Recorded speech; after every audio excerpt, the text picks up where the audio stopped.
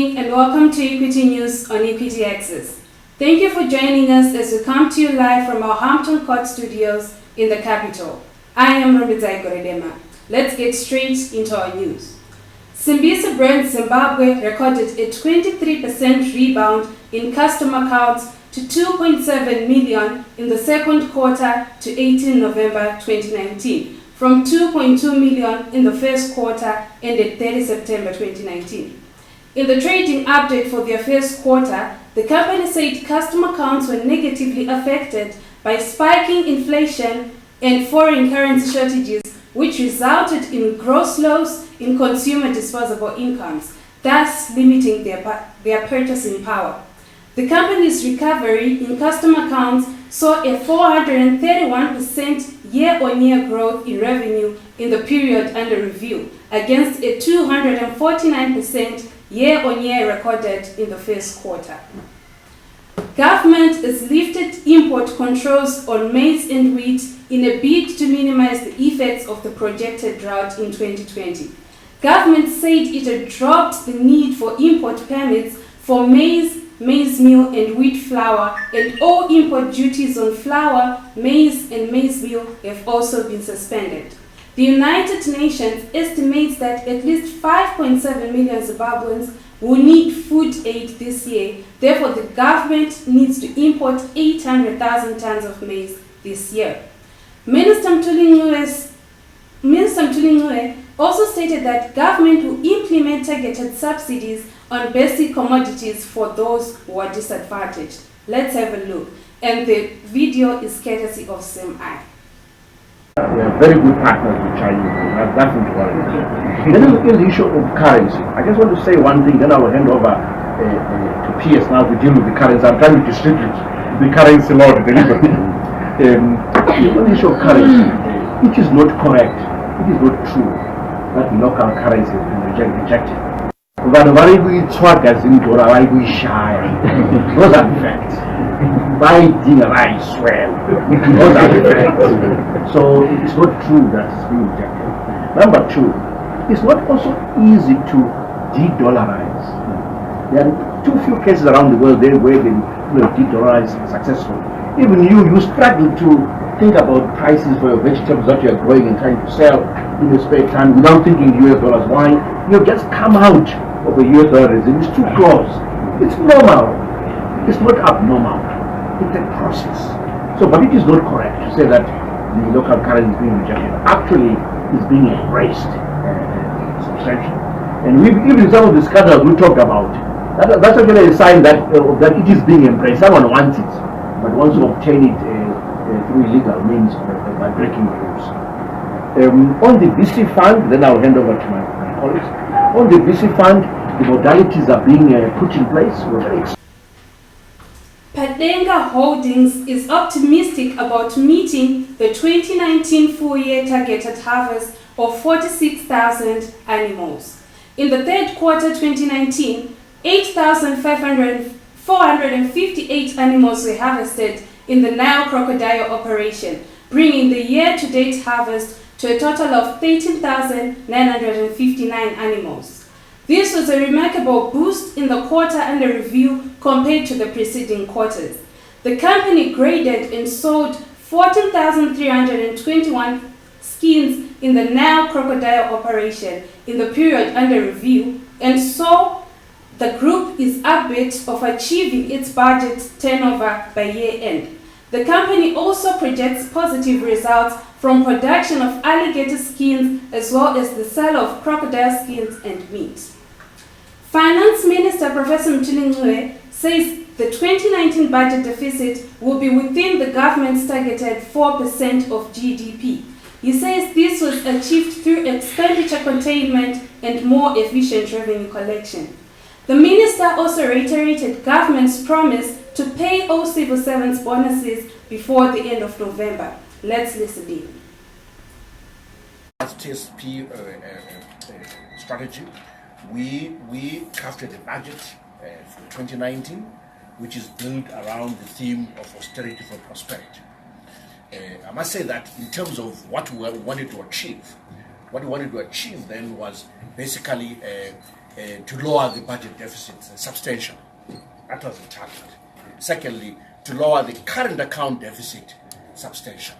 That was the second target. The third target was to say that once we've achieved those, then we now have better conditions for us to reintroduce a domestic currency. Let me just go over those three areas once again. So in terms of the budget deficit, I'm happy to say that we're able to reduce that quite substantially. Between January and August this year, we're able to be in a savings position.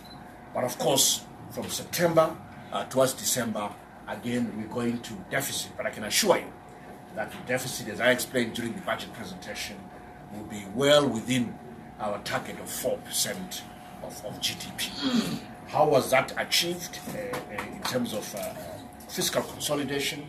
We achieved that through both expenditure containment as well as more efficient revenue collection. In terms of expenditure containment, but also there was just some efficiency in the way we do things. I can assure you that today we would have cleared all the bonuses that we promised to the civil servants. So civil servants know exactly when they get paid, when they get bonus, what it is. That has been restored. That certainty has been restored. In all of that fiscal consolidation, again, what we did, colleagues, was to make sure that we stopped using the Reserve Bank window. Since January up to now, we have not utilized the Reserve Bank window. If you check on that window, that account is at zero, and that's what we set out to do. So all the exposure in the form of that $3 billion plus that was there during 2018 has all been converted into long-term dated paper. In our final story, MEIKLES has published a circular to shareholders seeking their note on the disposal of MEIKLES Hotel. The group is in the process of settling a deal to sell the hotel to Dubai's Al Bawadi Investment, a move already approved by the Competition and Tariff Commission earlier in June 2019. The hotel price is pegged at $20 million, and shareholders are set to cast their vote at the upcoming extraordinary general meeting set for the 13th of November 2019. Thank you for watching, and that's all we had for you. Don't forget to like, subscribe, follow us on Twitter and Facebook. Visit our website on www.equityaxis.net. From the Equityaxis team and I, have a great weekend.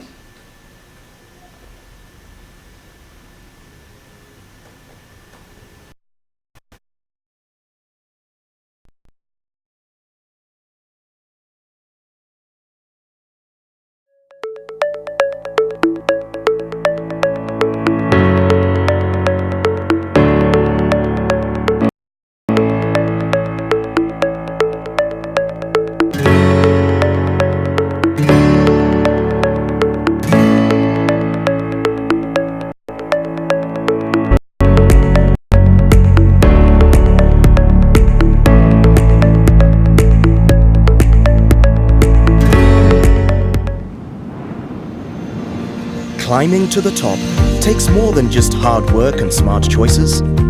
It's the passion that drives you from within, the endurance to keep going through difficult times, and having a very clear vision of how to succeed. That's what we strive for at CBZ. We're a diversified and innovative listed financial services group in Zimbabwe with a complete range of activities including banking, short and long-term insurance, asset management, and property investments. CBZ has been a pinnacle for stability in the economic landscape of Zimbabwe, stemming from our deep-rooted values, our excellent customer service delivery, and our corporate vision to strive for excellence as a global competitor. Our continuous investment in research and development will cement our promise to provide customer convenience utilizing state-of-the-art technology. Relationships are at the core of what we do. We understand, however, that strong, long-lasting partnerships are not built overnight. With over 3 decades of wealth management, we have come to understand our clients and their specific investment requirements. Our unique mix of skills ensures that investment opportunities are examined from all perspectives. The balancing rocks of Zimbabwe have weathered the elements for thousands of years and stood the test of time, like majestic reminders of the fine balance of nature. They challenge our perception of what is possible and what endures. Just as CBZ has weathered the economic storms and remained steadfast throughout the turbulence of unsettled economies. Achieving the impossible through resilience and stability, we balance the elements of hard work, dedication and experience, making us your ideal partner for success.